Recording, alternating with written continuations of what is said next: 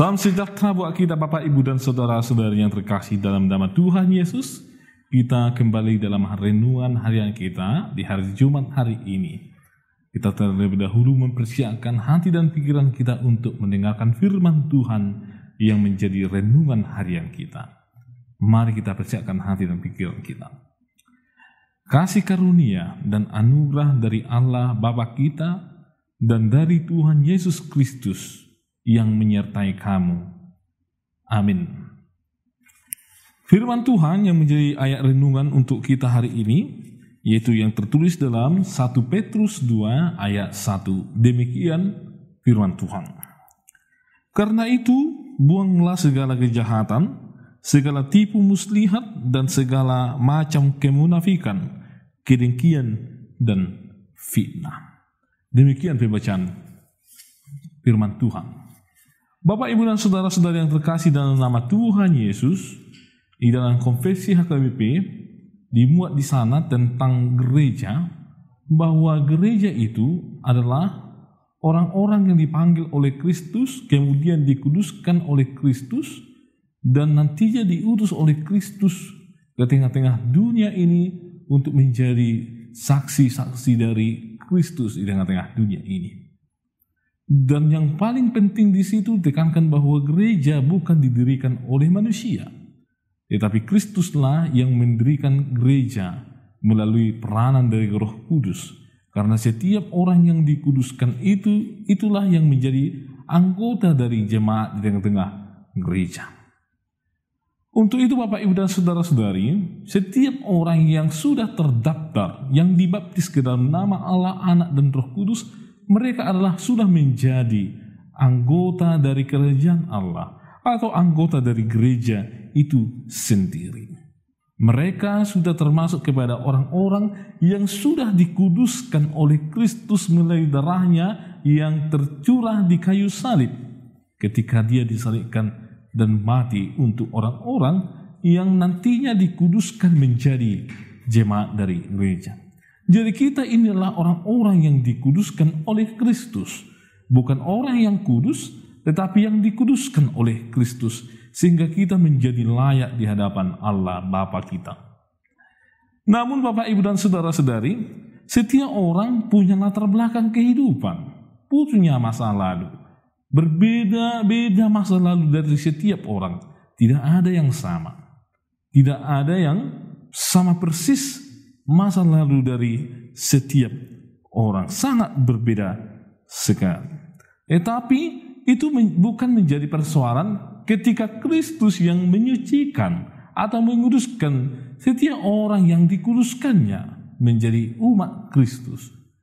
Kalau seseorang sudah dikuduskan Kristus, ada baiknya dia menjadi hidup di dalam kasih, sukacita, di dalam pengharapan, di dalam perbuatan-perbuatan yang baik dan yang benar, yang berkenan di hadapan Tuhan kita, Tuhan Yesus Kristus. Ini yang menjadi persoalan penting ketika si Petrus menghadapi jemaat yang sedang dia layani. Sehingga dia menuliskan surat Petrus ini untuk jemaat tertentu. Ketika itu ada jemaat yang pro kontra, dan mereka terjadi perpecahan. Sehingga terjadi di tengah-tengah jemaat pada waktu itu, ada yang suka memfitnah, ada yang suka membuat tipu muslihat, ada yang munafik seakan-akan kelihatan baik, padahal dia adalah orang yang suka memfitnah, sehingga terjadi perpecahan di tengah-tengah jemaat pada waktu itu. Untuk itulah si Petrus mengingatkan kepada jemaat bahwa orang-orang yang sudah dikuduskan, orang-orang yang sudah dikuduskan oleh Kristus, ada baiknya seperti yang dikatakan dalam nas kita ini. Karena itu, buanglah segala kejahatan, segala tipu muslihat, dan segala macam kemunafikan, kedengkian, dan fitnah. Dosa tersebut, dosa kejahatan, dosa kemunafikan, dosa tipu muslihat, dosa kedengkian, dan fitnah itu adalah sebuah racun atau yang meracuni persekutuan di tengah-tengah jemaat. Tidak ada orang yang merindukan di tengah-tengah persekutuan adanya kejahatan.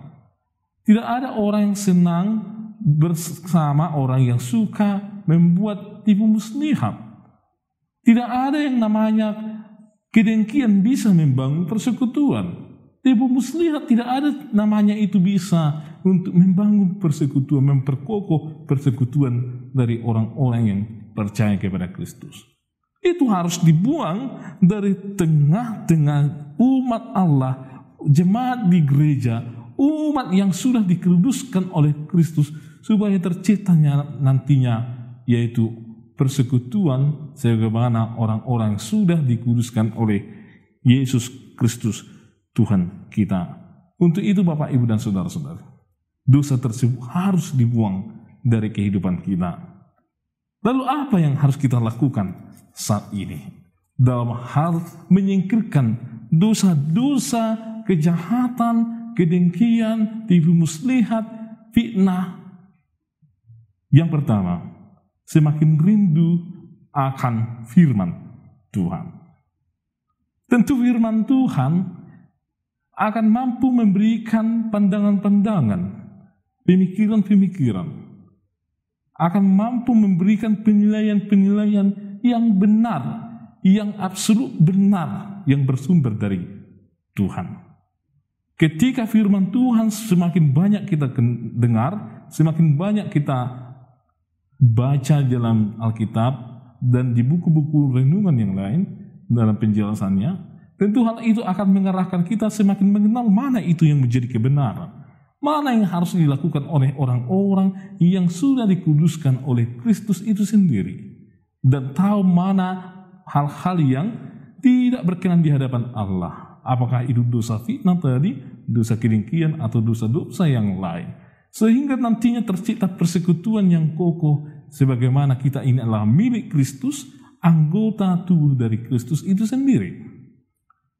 Yang kedua, setiap orang yang masuk ke dalam gereja, mereka harus menyadari bahwa mereka berada di bawah kontrol dari Roh Kudus.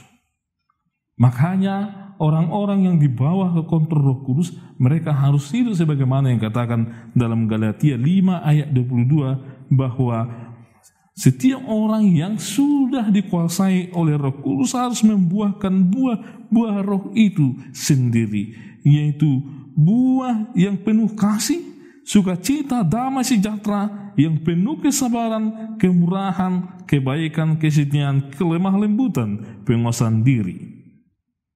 Di samping itu, orang-orang yang sudah dikuduskan oleh Kristus, yang dikuasai oleh Roh Kudus itu punya cara pandang, punya cara berpikir yang berbeda dengan cara berpikir orang-orang yang belum dikuasai oleh Roh Kudus.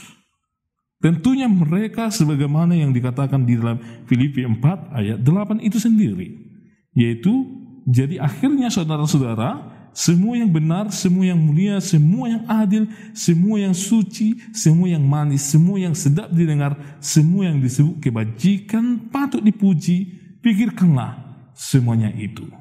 Orang-orang yang kuduskan harus memikirkan apa itu yang baik, yang benar, yang suci, sebagaimana tadi yang katakan dalam Filipi 4 ayat 8, untuk membangun persekutuan sebagaimana kita inilah bagian dari tubuh Kristus itu sendiri. Kitalah bagian-bagian dari tubuh Kristus itu sendiri. Tidak ada yang dengki ketika kita makan. Tidak mungkin anggota tubuh kita yang lain akan dengki atau iri hati melihat mulut kita ketika kita makan. Nah, di gereja juga demikian Bapak, Ibu, dan saudara-saudari. Tidak baik kalau pengikut Kristus itu saling mendengki, saling memfitnah, iri terhadap sesamanya yang lain, ketika sesamanya yang lain diberkati oleh Tuhan, ketika sesamanya yang lain diberikan Tuhan karunia-karunia yang melimpah, karunia-karunia yang berbeda. Tentunya kita punya karunia-karunia yang berbeda satu sama yang lain, tetapi semua itu harus kita pakai untuk kemuliaan nama Tuhan, sehingga terciptalah persekutuan yang kokoh sebagaimana kita inilah anggota tubuh dari Kristus itu sendiri. Untuk itu Bapak, Ibu, dan saudara-saudari, mari kita sebagai umat yang dikuduskan oleh Kristus semakin rindu untuk mengenal firman Tuhan, Dan mari kita menyadari bahwa kita ini adalah di bawah kontrol Roh Kudus, bukan di bawah kontrol pikiran kita sendiri atau ego kita sendiri. Kita inilah yang sudah dikuasai oleh Roh Kudus untuk membuahkan buah-buah sebagaimana orang-orang yang sudah dikuduskan di dalam Kristus. Amin. Kita berdoa. Kami bersyukur ya Tuhan, karena Tuhan senantiasa memberkati kehidupan kami. Dan Tuhan memilih kami, umat-Mu, serta menyucikan kami ya Tuhan. Sehingga kami menjadi orang-orang yang Tuhan pakai di tengah-tengah dunia ini, menjadi saksi dari Kristus di tengah-tengah dunia ini untuk menyatakan kasih dan kebenaran yang daripada-Mu. Ya Tuhan, firman-Mu mengingatkan kami agar kami menjauhi dosa kejahatan, kedengkian, fitnah, iri hati, dan yang tidak membangun persekutuan di tengah-tengah umat Tuhan. Kuasai kami dengan Roh Kudus-Mu ya Tuhan, agar kami semakin menyadari bahwa hidup kami ini adalah hidup yang di bawah kontrol dari Roh Kudus, supaya kami ya Tuhan membuahkan buah-buah dari Roh itu yang penuh kasih, yang penuh sukacita, sehingga kami ya Tuhan menjadi orang-orang yang membangun tubuh Kristus di tengah-tengah dunia ini melalui persekutuan kami, baik di rumah kami, baik di gereja atau di persekutuan yang lain. Berkati jemaat-Mu ya Tuhan dalam setiap aktivitas, kesehatan mereka, keluarga mereka. Tuhanlah yang senantiasa memberkati dan menuntun mereka. Ya Tuhan, begitu banyak hal yang kami perlukan di tengah-tengah kehidupan kami. Tapi kami percaya bahwa Tuhan akan selalu mencukupkan itu. Dan ajarlah kami untuk senantiasa mengucap syukur ke hadapan Tuhan. Ya Tuhan, inilah doa kami, hanya dalam Kristus Yesus kami berdoa. Anugerah dari Tuhan Yesus Kristus, kasih setia dari Allah Bapa, dan persekutuan dari Roh Kudus yang menyertai kamu sekalian. Amin.